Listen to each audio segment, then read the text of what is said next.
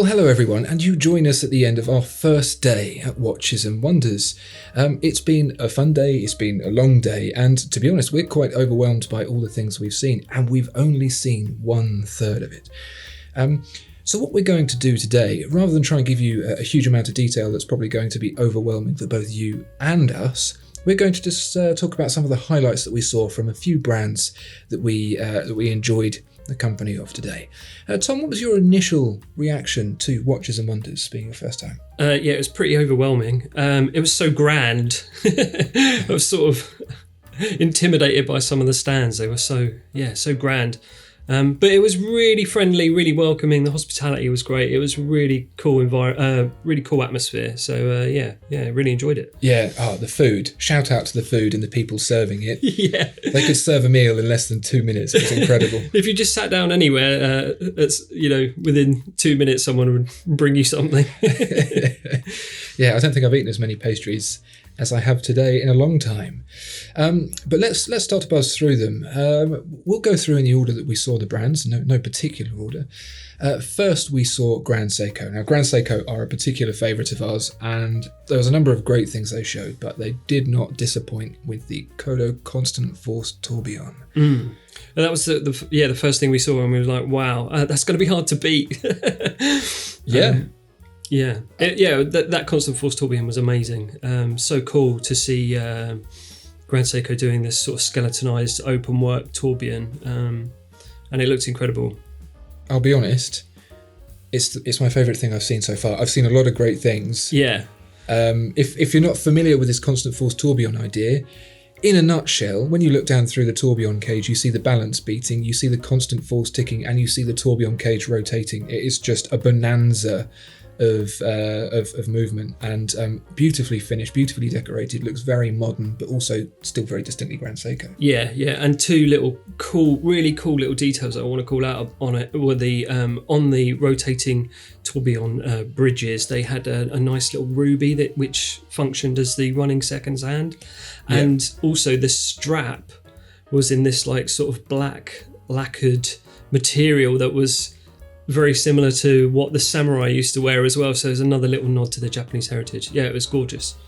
Yeah, that's the one I'd be putting my deposit on if I had that kind of money, which I don't. And I think they're going to make something like 20 of them. It's incredibly limited. So really good privilege to see that. I'm glad to see the concept finally come to light. Next we saw H. Moser, and again, a bunch of really lovely stuff. Fume dials with the hobnail patterns and things like this, but the one that really caught our eye, or that is to say didn't catch our eye, didn't catch the light, didn't catch anything, no it didn't, was the Vanta Black. We've seen Moser use Vanta Black before on a dial, but this was an entire watch. What did you make of it, Tom? It's crazy. It's like an optical illusion. They've got it on a Vanta Black background as well, and so you can only really see it from the side, because when you see it against that backdrop, it just disappears. You can just see this white pair of hands floating in midair. It's really crazy. Yeah, I've only ever seen the Vanta Black stuff in pictures before, and of course you look at your screen and it's as black as your screen can go, and you go, oh, okay, right, whatever. But when you actually see it in person, it makes your eyes feel a bit strange. But yeah, awesome. Of course, with Vanta Black at the moment, it's not something you can touch because it destroys the fine nano coating. But we were told that Moser is working on a wearable solution. So be interesting to see. Next, we saw Zenith, and they had some variations on their Chronomaster Sport, which has obviously been very, very successful for them. Multicolored ceramic bezels, open heart with sapphire discs.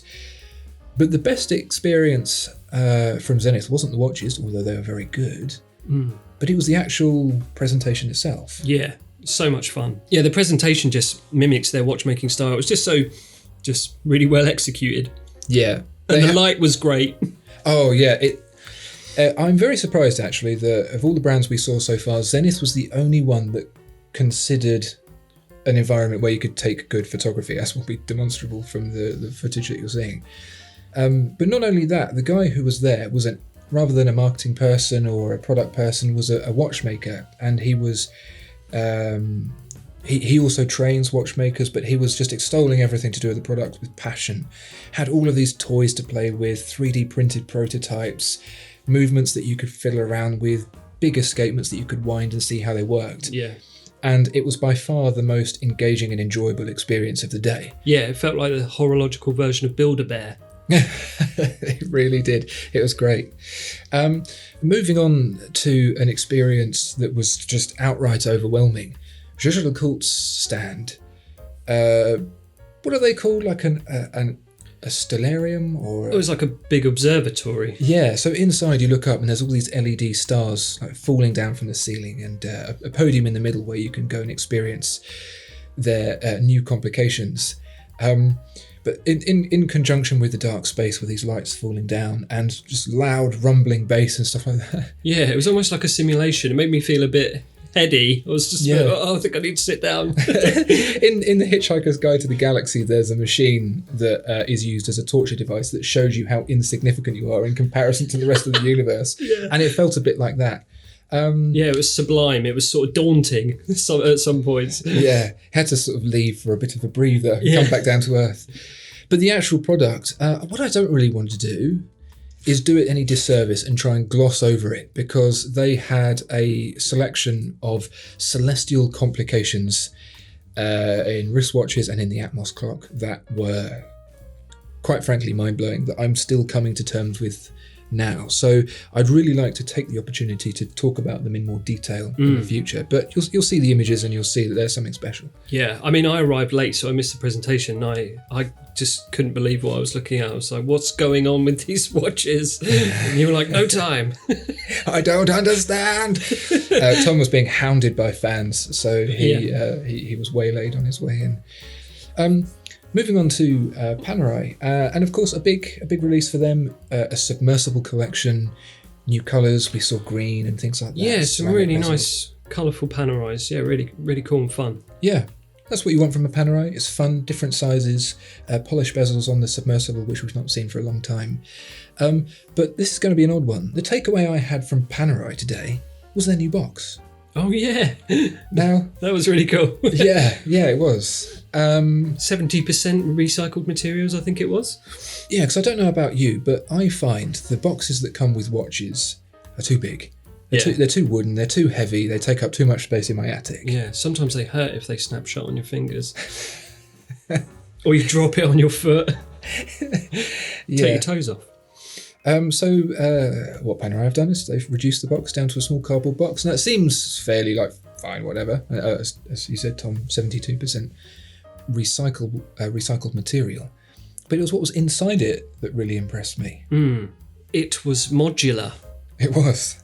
So there was inside the box was like a little pouch which sort of doubled up as like a little travel pouch. It was quite cleverly done. It's really slickly rotated and imagine like a revolving door, but for taking your watch on holiday. Yeah. You got this. It was really clever, really innovative, and it's something else to look forward to when you get your new Panerai. Yeah, and it's nice to see that sort of thought in the experience and the sustainability. You know, Tom and I are both big fans of. I mean, I'm wearing vegan trainers, so I love all that. How do they taste? All right. I'll tell you what was a big surprise though. Tag Heuer we went to see next, and I don't know, this might be harsh, but what you expect from Tag Heuer is Carrera, Monaco, Aqua Racer. Yeah, sort of entry to mid-level watches, inoffensive. Not particularly unusual. You get what you get and what you expect, and that's fine. That's what they do. They were cool, yeah. Yeah. But they had the Carrera Plasma. Yeah, that was something. That was weird. We didn't get hands-on with that because I'm not sure if it's the only one they had, but it was just floating in this glass case. So we went to see it after the presentation, and it was aluminium and diamond and all looked like little chunks of diamond smushed into an aluminium case somehow. Yeah, so if you were just to say a diamond set case, you go, oh yeah. Like what they wear in rap videos. But this was a completely different way of doing it. Case sides, front, back, in almost like a geometric pattern, and inlaid into the case completely flush with oblong cut diamonds. The diamonds that are all, as well, lab grown.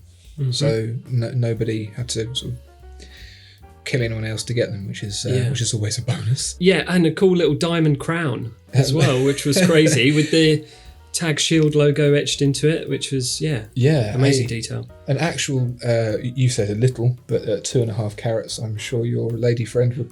Oh yeah, I know all about the values of diamonds, carats, and all that. But I've never seen a watch component, a practical component made out of diamond before, and the Tag Heuer crown was made out of solid diamond. Yeah, a real Bobby Dazzler. Pretty cool. Talking of Bobby Dazzlers, Chapek, which I learned is pronounced Chapek, not Sapek. Yeah. So there you go. That's what the communications manager was saying. She was a really nice lady, actually. Yeah. The Antarctique Frozen Star. Yeah, that was the shiniest of shiny watches I'd seen that day. What was that coated in? Osmium? I'm not sure if I'm getting that right. Yeah. Some very rare material. Supposedly the rarest precious metal. I don't know what osmium is. I don't know where you find it. No. I don't know how they manufacture it. But what it made was a very, very, very sparkly dial. It didn't look chintzy. No. It was really cool. It had like a really sort of icy, rocky, cavernous, cold feeling. Frozen Star is the perfect name for that watch because that dial has just got this ethereal, celestial, magical kind of glow to it. Yeah, it was really cool. Which reminds me, I need to defrost my freezer. They also had the Antarctique Rotrepont, which Rotrepont watch, split seconds, look gorgeous. Yeah. Oh god, I thought my head is just swimming with tourbillons and Rotrepentes. We've seen so many today, I think. You've definitely had watch overload. Yeah. Yeah, my mind's frazzled. Carry on. The really surprising thing about that is the price. It's certainly not cheap by any stretch. No.